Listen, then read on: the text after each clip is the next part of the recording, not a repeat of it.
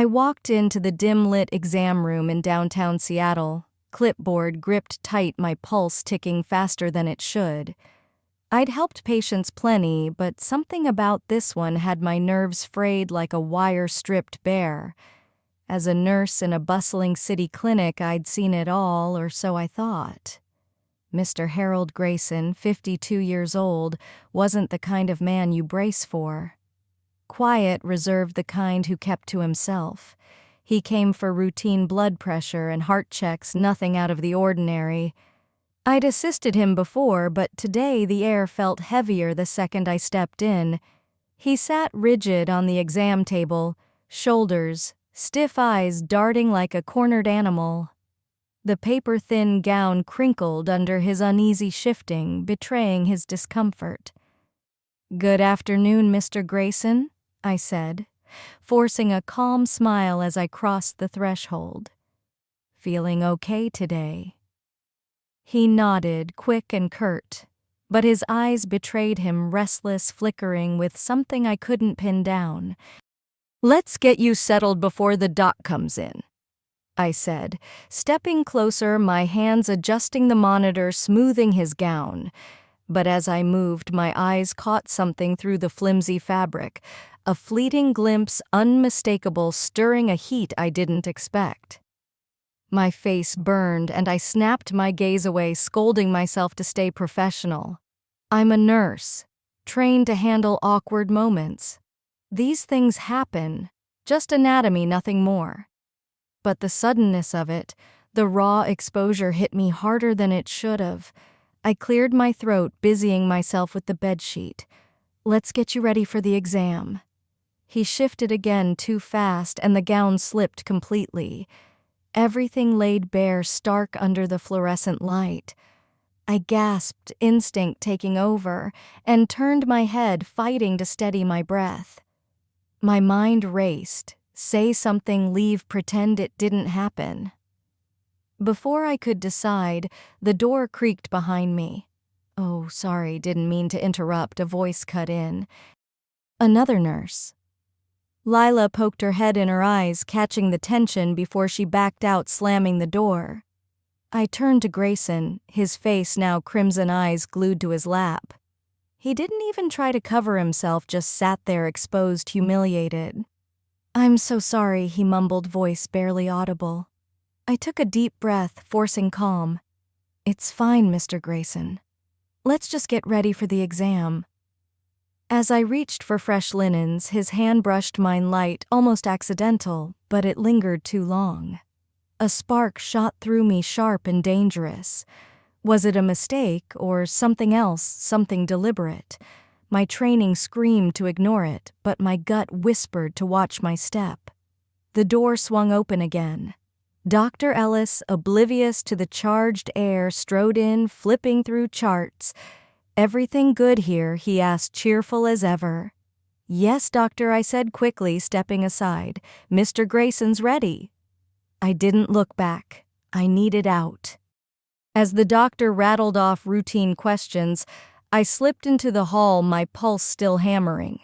The door clicked shut, but the unease clung to me like damp cloth. That afternoon, charting vitals, my phone buzzed. A message from reception. Grayson requested Nurse Emma specifically for tomorrow's visit. My stomach twisted. Why me? Had I done something wrong? Seen something I shouldn't have? Or was something darker taking root? The next day came too fast. I stood outside his room, steeling myself, vowing to keep it professional. But when our eyes met, that same restless feeling flooded back. He smiled, not the shy, embarrassed grimace from yesterday, but something bolder, more controlled. "I've been thinking about you," he said softly. My heart stuttered, but I forced a tight smile. "Let's focus on your checkup, Mr. Grayson," I said firmly, steering the conversation back. But even as I checked his vitals, my thoughts spun. Something was off, and I felt it in my bones. This was only the start. The next morning, I walked into the clinic, determined to keep my distance. Yesterday's encounter had left me rattled. I told myself I was overthinking it.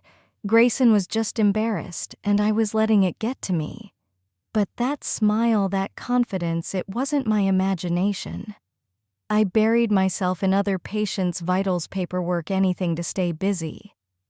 Around 10 a.m. reception called again. Grayson was in exam room 3 specifically requesting me. My gut churned. I grabbed the chart, squared my shoulders, and swore I'd keep things clear this time. No ambiguity, just get through it. He sat upright, too relaxed in that thin gown, hands clasped on his lap, his face unreadable. "Good morning," I said, keeping my tone brisk. "Let's get you set up." That smile again, sharp and unsettling, flickered in his eyes. "I'm glad it's you," he said. I paused, then pushed forward. "Let's focus on your care today." I adjusted the cuff, checked the monitor. My movements deliberate, no hesitation. But as I leaned to adjust his arm, he spoke again, low, almost a whisper. "I've been thinking about you." My jaw tightened. "Mr. Grayson, I'm here to assist with your care, not personal talk." He didn't flinch, just smiled like he'd expected my answer. His eyes tracked my every move, a quiet intensity that made my skin crawl. The door swung open and I nearly jumped, relieved at the interruption. But it wasn't the doctor. A woman, mid-40s, sharp features, dressed crisp but not in scrubs, stepped in with purpose. Her gaze swept the room, landing on me, then Grayson. Her voice was calm but laced with steel. "Am I interrupting something?" Grayson's expression flickered. "Not at all," he said quickly. I straightened, heart pounding. "I'm just finishing up. I'll leave you two." I brushed past her out to the hall, exhaling hard. Her face burned in my mind, those piercing eyes, that measured tone. His wife. I didn't need confirmation to know, and she knew, or at least suspected something. Back at the nurse's station, I tried to shake it off, but her look haunted me, like she'd seen something she wasn't meant to. Was I escaping danger or humiliation? I couldn't tell. That afternoon, another message. Grayson requested me for tomorrow's exam. I stared at the screen, frozen. This had to stop. I went to the head nurse, Clara, and asked if someone else could take him. "He's getting too comfortable," I said carefully. "I'd prefer some space." Clara frowned. "We're short-staffed tomorrow, but I'll see what I can do." I wasn't reassured. The next day, my name was still next to Grayson's. I took a deep breath, braced myself. This time, I wasn't just nursing. I'd set boundaries and make them stick. He was waiting, no smirk, no ease. He stared out the window, hands clenched, his face harder than before. "I need to talk to you," he said, not turning. I stayed by the door. "About your care." He faced me, eyes locking on mine. "About what happened." My voice stayed steady. "I'm here for your medical needs, Mr. Grayson. Anything else, take it to management." He shook his head slowly. "You don't have to pretend. I know you felt it too." A chill ran through me. "You're mistaken. Whatever you think happened didn't." He leaned forward slightly. "You didn't walk away the first time." The door creaked open. His wife again silent, her eyes scanning the room, stopping on me, then him. "What's going on?" she asked, her voice too calm. I stepped back. "I was just leaving." I passed her gaze cutting through me like glass. In the hall, I exhaled, realizing I'd been holding my breath. Something was deeply wrong, and this wasn't over. The rest of my shift felt like wading through fog. Every time I passed exam room 3, I braced myself, expecting Grayson, or worse, her. I kept my head down, focusing on charts, vitals, anything to seem normal. But the weight of their eyes, his words, her icy calm, pressed on me like a vice. Another message hit my tablet. Grayson requested Nurse Emma for his next visit. It was a shadow I couldn't shake. By day's end, I was drained, clocking out desperate for fresh air. But as I rounded the corner to the staff exit there, he was Grayson leaning against the double doors waiting. I froze.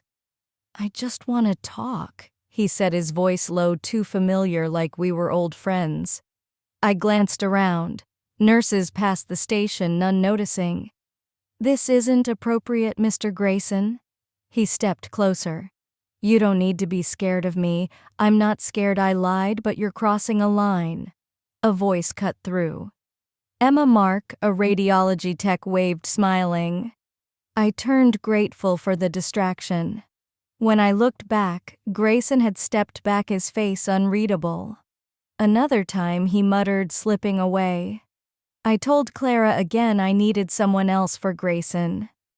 She promised to try, but with staffing tight, I wasn't hopeful. I avoided his hall, took detours, anything to feel normal again. During a break in the staff room, another message: patient Grayson requests Nurse Emma. Urgent. My stomach dropped. I almost deleted it, but I grabbed my badge, straightened my scrubs, and headed to room 3. If he tried anything, I'd shut it down cold. He sat on the table's edge, staring out the window, his face grimmer than before. "I need to talk," he said, not looking at me. I kept my tone flat. "About your care?" "No, about what happened." I stayed near the door. "I've said it, Mr. Grayson." He cut me off, turning sharply. "You think you're the only one confused?" I blinked, caught off guard.